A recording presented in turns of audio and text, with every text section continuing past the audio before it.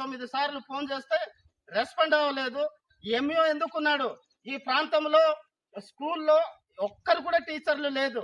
నిజంగా మంచి ప్రభుత్వం అంటున్నారు కదా, ఏం చేస్తున్నారండి ప్రభుత్వము?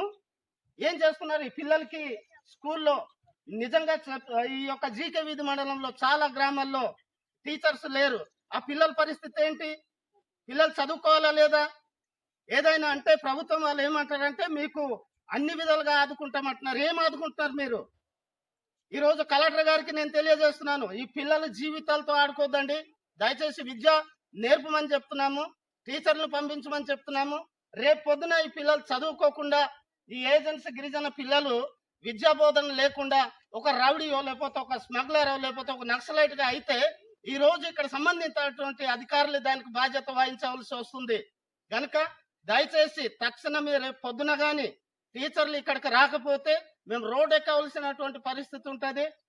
ఈ ప్రాంతంలో ఎన్ని స్కూల్కి అయితే టీచర్లు లేదో అన్ని స్కూల్కి వెళ్ళి మేము తాళం వేస్తామని హెచ్చరిస్తున్నాను, గమనించగలరు.